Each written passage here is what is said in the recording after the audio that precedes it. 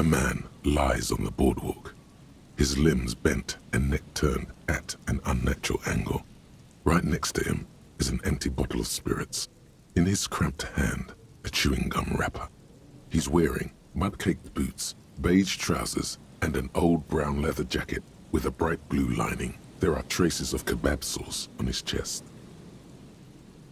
A cool leather jacket with a bolt of blue? Oh no, this sounds terribly familiar. You find some sunflower seeds and a rain-soaked library card folded into two.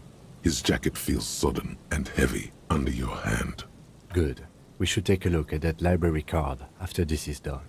The man has fallen through a crack in the boardwalk and hit his head against the metal bench. Coagulated blood covers his black hair. One of his feet is still dangling through the hole. A bad fall. It might have been dark outside. This place is a minefield in the dark.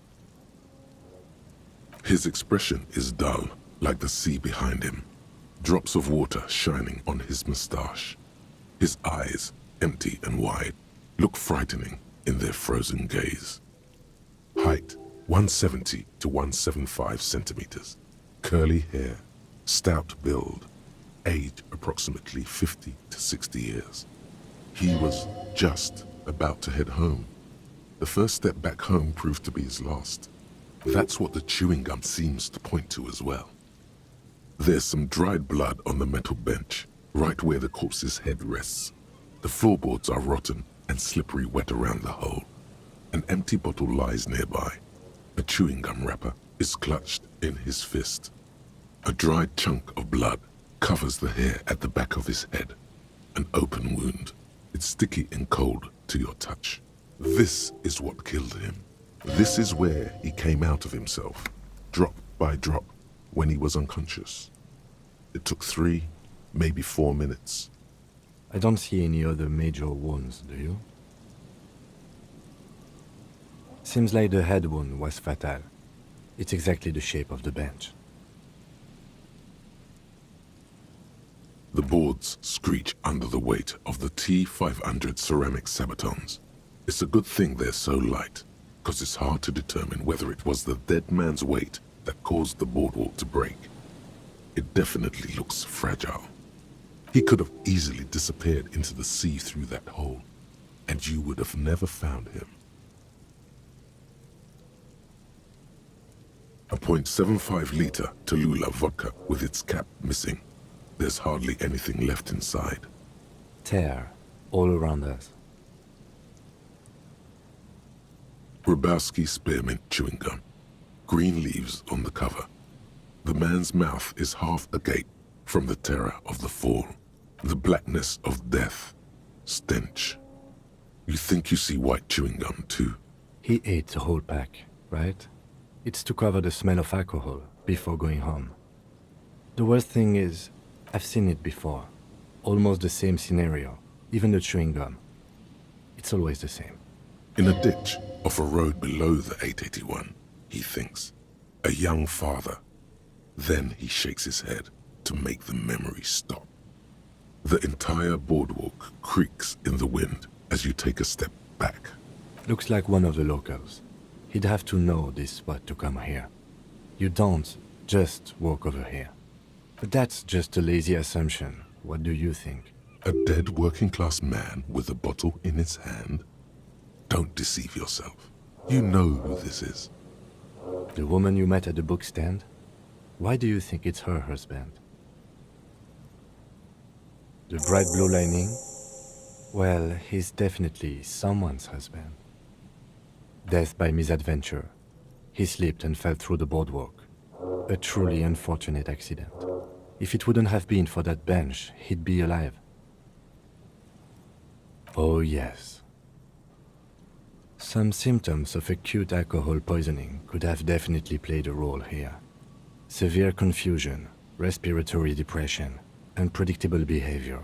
But I think that death arrived through head trauma, not liver failure.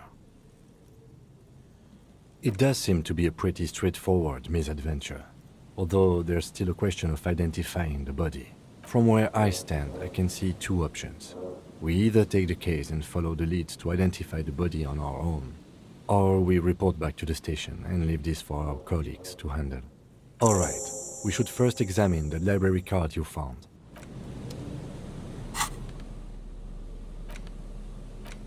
The library card is folded into two and still slightly wet to the touch. The front side reads, Central Jamrock Public Library Card, issued to Billy Mejean, expires July 53. Billy is a unisex name. Could be the deceased, or his family member. Whoever owns this card is an avid reader. You find a list of books written in blue pencil. Radio thriller. Stand a little less between me and the sun. The last one in the list is The Glinton Curve by M. Theobald.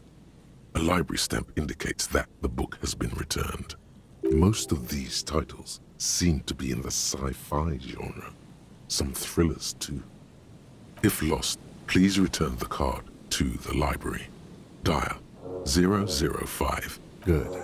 We should give them a call from my kinema. See if we can learn anything about Billy Mejean. As you hold it in your hands, it makes an uncomfortable crunching sound. It's a sordid, filthy tale, not for the weak. Are you sure you can stomach it? It occurs to you that you're not even holding the jacket itself, but rather the thick crust of jetsam and seagull shit that ensconces it. Why? Why did you think about it? Look at your hands. They're covered in muck. Now you're just flicking that shit everywhere. This is a disaster. You'll never get the smell out.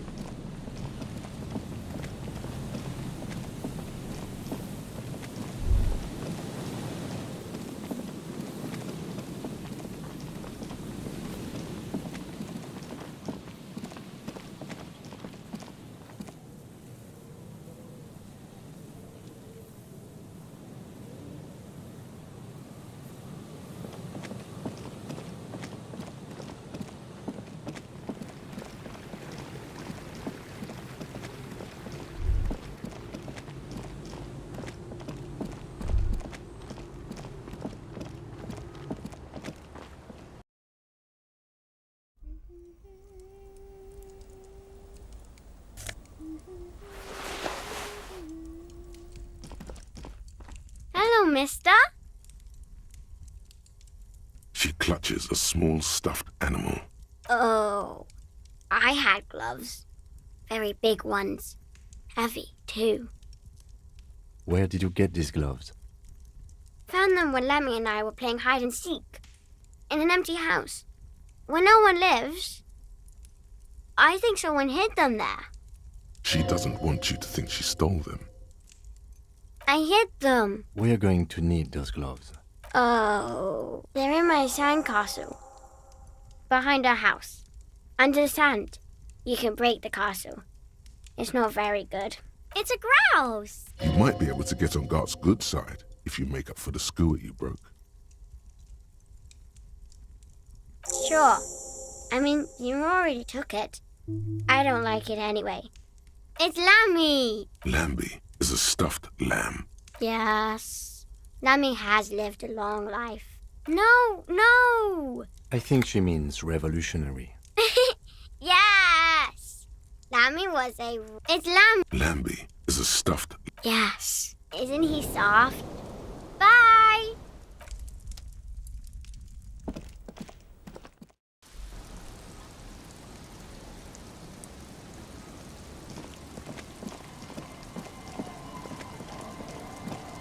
Weather has not been kind to Lily's little sandcastle. The once mighty towers are quickly eroding away. You can see something shining back to you from what must have been a vast underground catacomb network. The little castle? The reigning lord must have come upon some really tough times to... The walls and floors give way to the giant's greed, collapse and present you with a pair of ceramic gauntlets. Congratulations. That's the gauntlets down, then.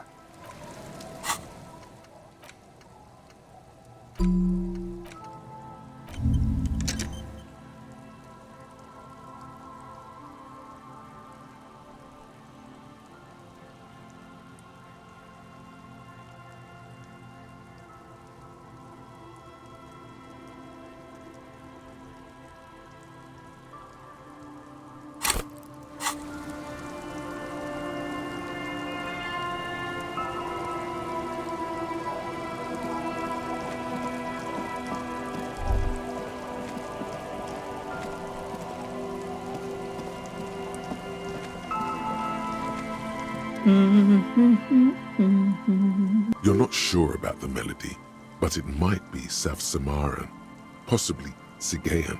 Welcome to the fishing village. Please lean in closer. I have cataracts. Oh, welcome, police officer. We don't cause any trouble around here. We are not here to cause any trouble, madame. Oh, of course. Last time we saw you around here was 12 years ago. No, not you personally. I meant the RCM. He was brooding, needed some help opening the door. She says it as if he was on some kind of spiritual retreat. Oh, the usual. That's you, all right. A black hound licking your own heels. You're not. No one around here considers us an ill omen.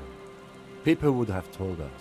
Maybe they are afraid, because you're an ill omen. But you're still welcome here, as long as men with guns aren't chasing you. And maybe even then, because that's the kind of fishing village we've built. I'm sorry there's not a lot of room to park the motor carriage. Ah, look at me ramble on. What brings you to us?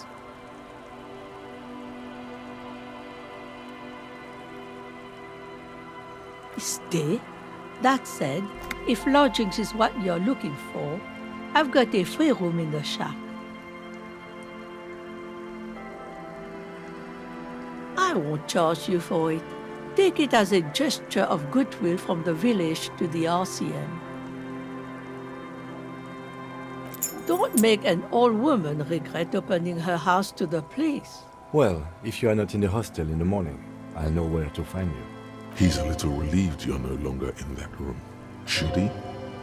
This environment encourages one thing, and one thing only: drinking. I can wash it for you, but it's going to take about a half an hour.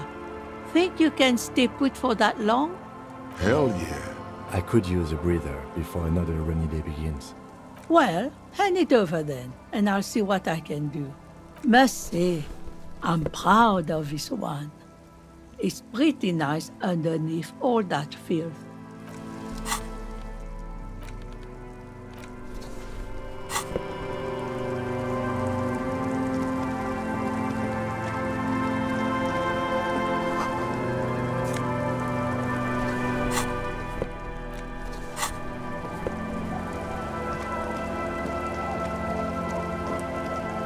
Our tenant, the policeman. I hope me? No one. Just an old washerwoman. Mother called me Isabel. If now is your turn, Mr. Quite a handle you got there. She's got a couple of ranks herself. Honored chief and so on. Eh? What's this about? Come now, I can't read all this scribble. Tell me what it says. Huh. I might be half blind, but it looks like part of the village is gonna be a street. The best part. The part we need to get out of our houses. Have you asked Lillian about this? I won't even consider signing till I know she's on board. She's right over there. Yes, you do that. Can't let fat Mr. Clare down now, can you? She is not impressed by a cop running errands for a local bigwig. Not at all.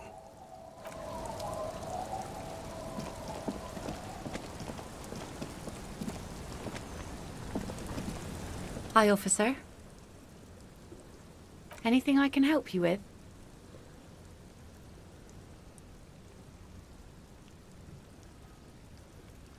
The name is Lillian.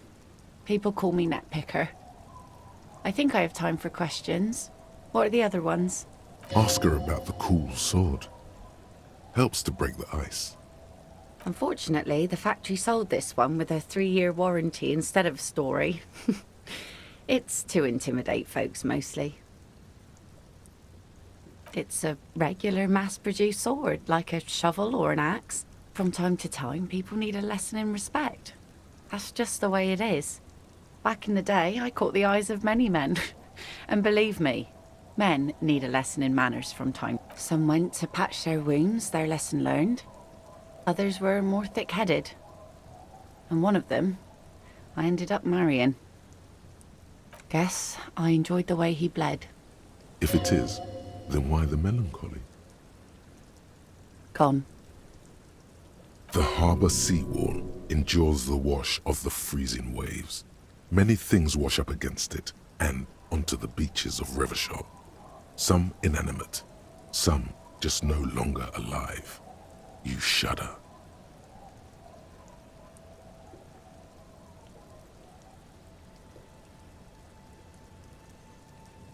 To the waves. The sea took him. It was a long time ago. Who knows? Maybe he fell over. He didn't respect the sea. Went out there drunk like a skunk, and sure enough, one day the boat was found floating empty. The bloated corpse turned up 2 weeks later. Now, before you tell me how sorry you are for my loss, know that it was 4 years ago, and I've moved on. There's only so much more. Us working folk don't have the luxury to be bedsick with melancholy. Life didn't really change that much for me and the kids. This is neither a touchy nor a very interesting topic for her. For you? What a nice idea. She sounds incredulous about the niceness of the idea. Aye. Why not? Fine. Here you go. You're welcome.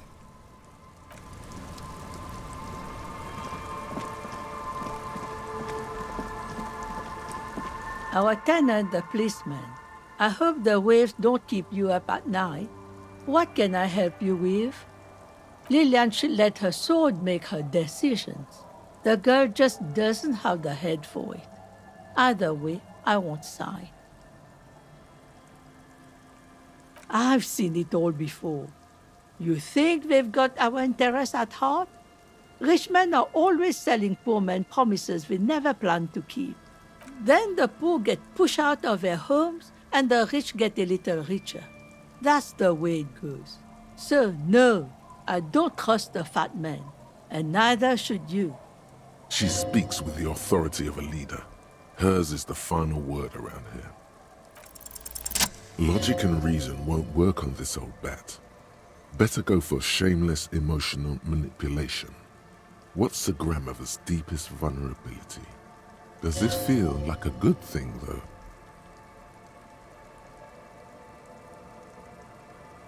Damn, you almost had it. What was this? A pang of conscience?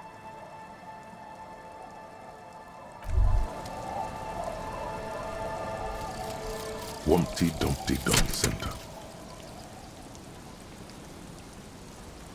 You're at home, stupid cop. Not with the art crowd. You hate them. Everyone hates them. Even they hate themselves. It's nauseating. An industry built on sprezzatura and sparkling wine. And, let's be honest, tax evasion schemes. The Wumpty Dumpty Dum Center is the heart of this unholy symbiosis of aesthetics and tax optimization. And now that you've internalized it, you can have a piece too.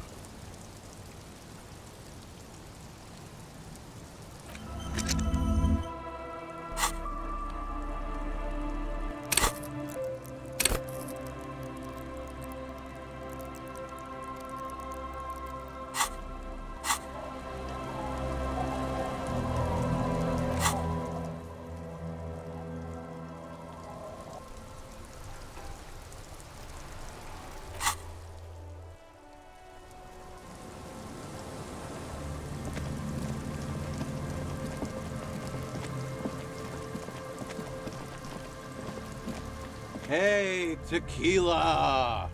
Good to see you. How's business? How's the whole reality situation treating you? So what's happening?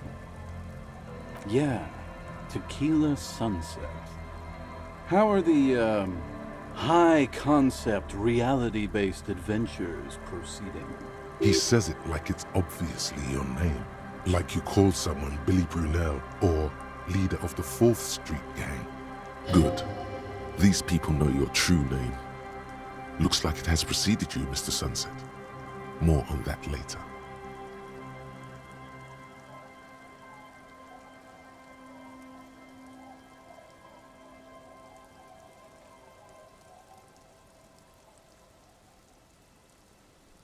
Not this again. I was hoping that we were done with it. Only echoes remaining of human faces? That's a pretty good apocalypse. I wouldn't mind if it came down to that. Things aren't going super well for Idiot Doom Spiral either. Haven't found those keys yet, haven't won that great piece of ass back. No word from my business buddies. This guy's your buddy. You feel it immediately. You belong to an organization, a fraternity of drunks. We are saving the world. Please! Please don't call. Okay, we're drinking. We're drinking alcohol. So now it's a pirate's life for me. What's it about? I'll let my hand address the situation. Maybe you've heard. I used to be a very successful businessman. I've signed more than a few lease forms or whatever the fuck they were.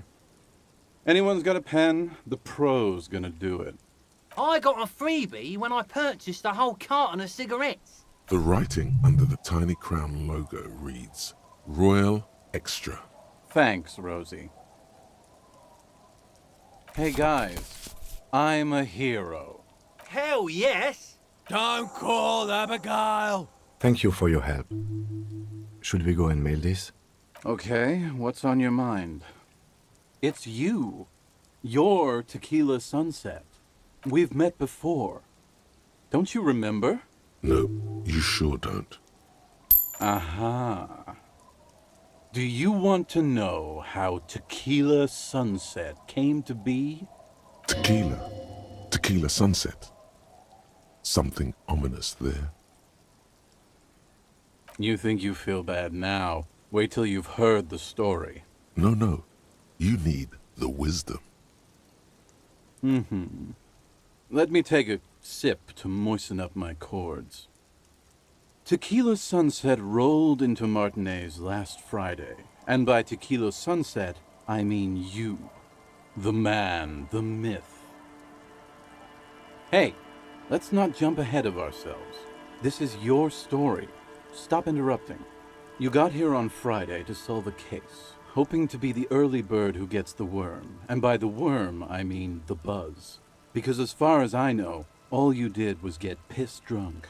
Word on the street is you went around the local hostel telling people that you're a police officer, and that it would be really fucked up if you shot yourself in the head right in front of them. That's pretty high concept, if you ask me. The lieutenant's brow is furrowed. He's listening as casually as he can. It was a late Saturday night when we, the Union of Moribund Alcoholics, were getting our drink on. Nothing remarkable about this. We get our drink on 24/7. Makes everything warm and glowy. I trust you know the feeling. One moment we hear the sound of a motor carriage revving up somewhere on the plaza, followed by a series of dings and bangs. Do you remember the sound of wood cracking? The billboard? Naturally, loud noises pique the interest of anybody owning a pair of ears. That's just the reality we're in. Anyway, there was a brief silence, a gasp of silence, if you will, followed by a real commotion. We heard the carriage careening towards the coast at top speed. Sounded like someone jumped the canal. We grabbed our brewskis and rushed to the jetty. Never underestimate the speed of an alcoholic. 3 men are standing on a wooden platform extending out from the shore of a dilapidated fishing village, their cheeks red, spirits high, bears in hand, eyes glazed over. What we saw was a sight to behold. A beat-up police carriage containing you. Right there on the beach, you revved the engine and screamed at the top of your lungs, "The time hath come!"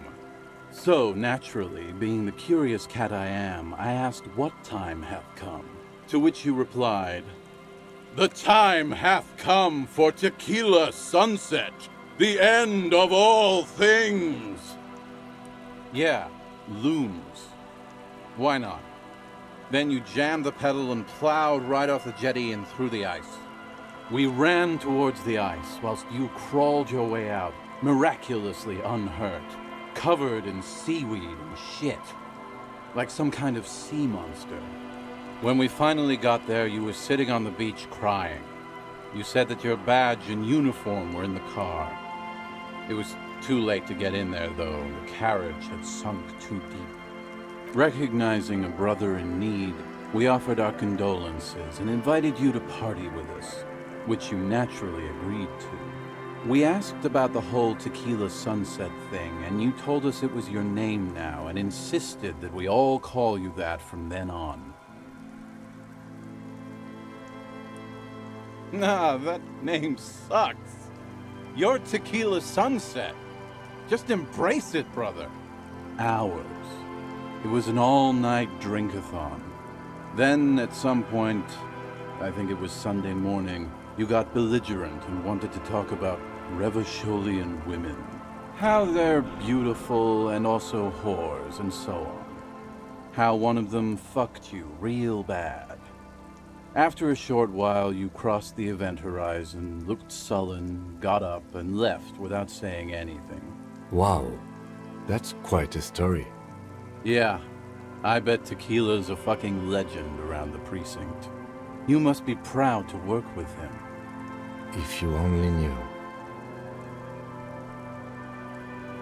It's a hard thing for a man to confront his past. That's why I avoid mine at all costs. You too, Tequila Sunset.